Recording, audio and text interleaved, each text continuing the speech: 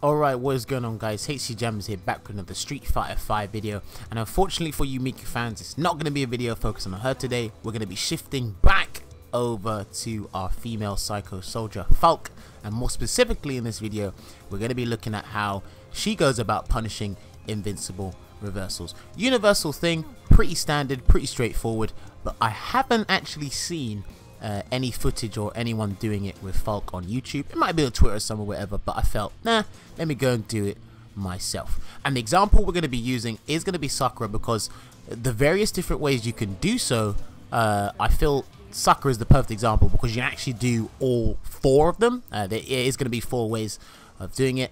So yeah, without further ado, let me stop babbling on and let's jump straight into it. So let me just double check we're all good to go. Right, so first off, like I said, there's a myriad of ways that you can go about punishing a invincible reversal, and we're going to be starting off with the basic go-to one, which is a crush counter. Now, over time regarding the crush counters, in previous seasons you could get mad mileage off them. You get crazy mileage off them, because that's in terms of the damage output, the V meter build, and the screen positioning.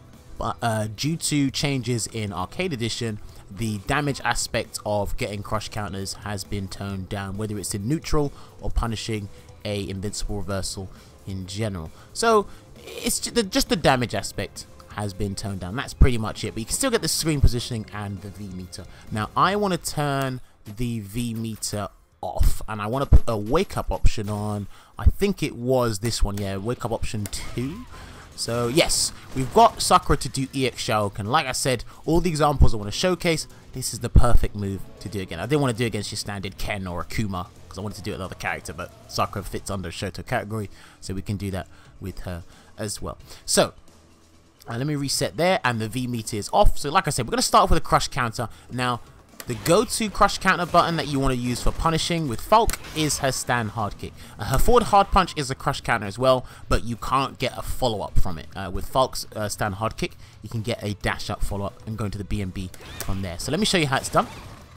You do the stand hard kick, the stand medium, into the catapult. So that does 240 damage, and let me not block. Oh, actually, let me change that up. So one thing I forgot to mention, or I should mention now before I forget, when you are going for the optimal damage route for punishing with Falke, you end in Psycho Snyder, because that does more damage than Catapult. Catapult just sends the opponent slightly further across the screen, so keep that in mind. So let's do the punish again. So stand hard kick, and then the BNB, Psycho Snyder, 258. Not too bad. But then I got hit. I don't want to get hit, so I show you the amount of V meter I actually build. So let's see. Third time a charm. 1, 2, 3. There you go. 258. That's meterless, right? And that's built us about. So let's say the whole V gauge will be 100%. That's built us about 40% of Falke's V trigger 1 as a whole. So that's not too bad. And that's going for the optimal damage route. Now, the beauty with Falke, she's one of the few characters that has that luxury of being allowed to use her V skill in combos, whether it's mid combo, the start of the combo, the end. She has to use it at the end. So we built 40% meter without using the V skill. So let's change it up and end a combo in a V skill. So we do stand roundhouse. 1, 2, 3. Oops. No, I don't want to do that. Let's do it again. And then 1, 2, 3. There you go. So that does 222 damage, and I guess that's like 48, 47, 48% if you want to be mad specific about it. So we built a little bit more V meter, but we sacrificed a little bit of damage. And in the long run, when you don't have V trigger available, when punishing with crush counters, that's what you want to go for. You want to build your V trigger as quickly as possible, and with that route there, or ending in V skill, you're helping Falke get her V trigger a lot quicker. So having the crush counter build about 30%, then you get the extension with the V skill. That's not a bad combo, and like I said, that's just the go-to route with Falke right there. And also, one thing to mention before I forget as well, depending on your resources, the damage output will change as well. So I've shown you meterless damage routes. Now we're going to spend 1 bar. So let's do the crush counter again, and then 1, 2, 3, EX catapult, and then go for that. So that does 294. Now that's pretty decent damage from a crush counter. It is 1 bar and it's just under 300 damage, but we can round it up, say it's roughly around 300 damage. But that's a really good thing to do as well. And also a thing regarding Falke, just like I said with you end combos, for the optimal ender will be Psycho Snyder. When you're using 1 bar, you're going to be using EX catapult, because that allows the extensions after her combos or during her combos anyway, and then you'd end in Psycho Snyder from then on out. So Psycho Snyder and EX catapult are 2 imperative moves when it comes for Falke going for optimal enders. Let's just note it down like that. So yeah, that's going to conclude. I know I went on a tangent about other things, but that's going to conclude the stand hard kick way. That is like the least damaging route you can take, but it is an important route regardless in Street Fighter 5.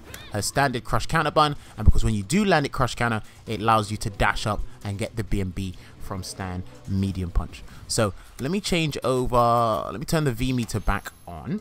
And what we're going to do is we're going to go to our next route you can take. And this is a more damaging one. I'm going to do this in ascending order. So the least damaging to the most damaging.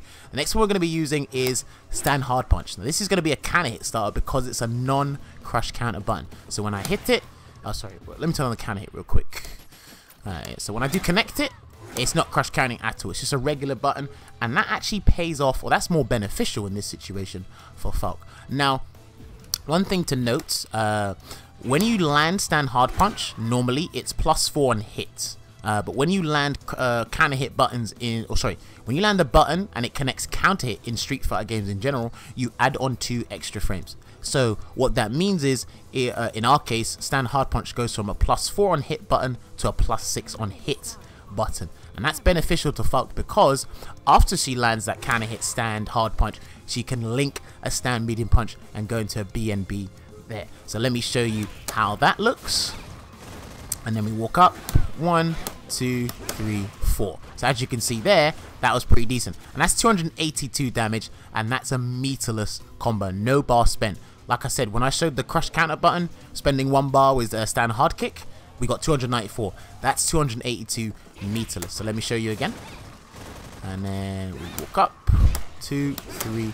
There you go. So, and this is personally, this is my favorite way. It's not the most damaging way, but it's my favorite way because of just the links you can do, despite Falke being a simple input character. But it's still effective nevertheless. And like I said, end your combos in Psycho Snyder, so you get the optimal ender there. Now, if we have to spend 1 bar, we go and do 1, 2, 3 EX catapult, and then Psycho Snyder, and we get 326 damage. So that goes from just under 300 damage to over 300 damage. And if you're doing this against a character that's got 900 vitality, 950 vitality, or somewhere in between like Ibuki or Dulcim, then taking off 1/3 of their life is massive. And that is a very imperative thing to note. So keep that in mind, Falke players. That's some very good stuff there. If we were to spend maybe like 2 bars, I don't think spending 2 bars is worth it with Falke unless it's going to kill, but let's just do it for argument's sake, see how much damage we get there. But like I said, your damage, or your punish depends on the resources you have at hand, and that's going to do 338. So, meh, spending the extra bar is not worth it unless you know it's actually going to kill by a pixel or something like that. But hey. So that's the next way. So we've shown stand hard kick, we've shown stand hard punch. Now what we're going to do is we're going to move on to the way that people nowadays feel this is how you should be punishing invincible reversals to get the most out of it. This is the most conducive way. And I actually done a video on this with Rainbow Mika back in season 1 when we were like a month or 2 into the game, but no one really considered it because of how much mileage you got from the crush counters back then, because no, they weren't touched before, they weren't toned down, they weren't changed, nothing at all. So the way we're going to do now is via a jumping attack, and we're going to be using jumping hard punch. So let me show you how it looks, just so you get an idea. Can I hit? Bam, there you go. So that's 273. I think you're too far to connect a Psycho Snyder, so let me just double check. Yes, you are. You're too far, so you're gonna have to end the combo there with a catapult. Maybe I might be able to dash forward and then jump, or maybe There we go. I had to do a microwalk. So that's 294 damage there. So again, in comparison, I spent 1 bar from the crush counter stand hard kick to get 294, but there 294 damage was meterless. Now, one thing that's interesting I figured out about Falke is when she actually goes for a jump and punish the counter hit, because the hitbox on jumping hard punch is really good, she doesn't have to be strict with her timing. So she doesn't have to do like a mad deep jumping like other characters will have to do. She can actually do it pretty early and still get she'll have enough advantage to connect a combo. Heck, I even got a little microwalk there to get the proper damage. So let me show you that again. So we do the jumping hard punch, again lenient, and then get the damage into Psycho Snyder, 294. So that's pretty decent. And that's just meterless. So let's see how much damage we get if we spend the 1 bar. 1, 2, 3. So this should be 338. So yeah, I think that's pretty decent spending 1 bar. I'm still getting over 300 damage regardless. So hopefully you guys are seeing the pattern. The more I don't know. These are like I said, I'm going in ascending order and they're becoming more damaging. Again, not a lot of people will be comfortable doing this, but once you do get comfortable, it's mad rewarding. That's why I implore people to try and practice it. I'm even trying to practice it myself. I mean, I've just gotten around to getting comfortable with doing the stand hard punch one, but hey, the more damage, the better. And you don't want to leave any damage on the plate regarding these games because no one gives you the chance. So that's going to be moving on from the jumping hard punch one. Like I said, a little bit more lenient timing because of the good hitbox, but hey, right. The next way and the final way is pretty much doing this. Now, this is when you know someone's super comfortable. It's activating V-trigger before the opponent lands from their invincible reversal if you bait it and block it correctly. So when you do that, you can get a punish like this. I'm just going to improvise here. Oh, sorry. Let me just try and improvise. I think I can get a jump in. I'm not too sure. Let's see. 1, 2. Okay, you can. So yeah, that's 323 damage. I don't think that's the maximum damage. That's something I need to work on. My impromptu when it comes to this stuff sucks. But hopefully you do get the idea. So people tend to, you might have seen it with Abigail, you might have seen it with Akuma, you might have seen it with Mika or Nash, whatever. But if they're super comfortable, they're going to activate their V-trigger before the opponent lands and then get the absolute maximum damage they can get because they have the correct resources at hand and it's the perfect situation, the perfect time for them to do so. So let me show you again. And then 1, get the jump. I don't even know if I can do critical art from that, but I'm not going to bother. But yeah, that's a meterless punish I'm showing you there. And then obviously punishes will change depending on the V-trigger because everyone's got different and unique punishes depending on like what your V-trigger allows you to do. But that's going to be with Falke's V-trigger 1.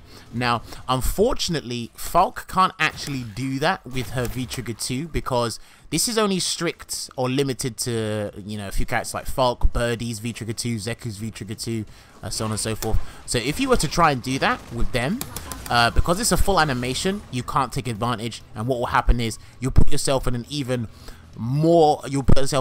worse situation than the person that's just done the invincible reversal and it got blocked. So I thoroughly advise, or I fully recommend you don't go and do that, and don't put yourself in a bad spot if you're using V-trigger 2 and want to do that. What you can do, however, and actually I didn't even consider this, I should have considered this, we'll class it as the 5th way and the final way of doing this, is punishing the opponent. This is actually standard information, I forgot to mention it, my apologies, but it's punishing the opponent's invincible reversal when you are actually in your V-trigger mode itself. So let me restart that. So I'm going to go in Psycho Angrif, and then we're going to punish a DP. We're going to do full resources this time around. Actually, let's do a meterless one first. And then we get the 1, 2, 3, 4. So that's 333 damage. That's not too bad, right? And that's me in the V-trigger mode already. Like I said, if you've got the right resources and you're in the right situation, it is mad conducive to your character. Actually, whoops. Let me activate that again. Go for the sweep. And then what we're going to do is we're going to spend a bar now. And then see how much damage we can get. So that's 338. Oh, you know what? I've done it completely wrong because I didn't utilize Psycho Angrif properly. Let's do that again. That's 338 damage. And then 1, 2, 3. And then the extension. So that's 383 damage. That is nearly 400 damage, spending 1 bar and already in V-trigger 2. So that, we can class it as nearly 400 damage from a punish using 1 bar. That's pretty decent, and you have to already be in V-Trigger 2. With Falke, you'll probably get very limited opportunities to do that, but nevertheless, it's not that bad. So yeah, the final way you can do it is if you're in your V-Trigger and you know you got the right resources, and it's like, look, this is the maximum damage output I can get, or I'm in a situation to get my potential max damage, basically. I know I just went in full circle on a roundabout way of explaining it, but hopefully you guys understand that from there. So yeah, all in all, hopefully this video has made sense. I've tried to keep it short and concise because there's a lot of information to, you know, throw out at you guys.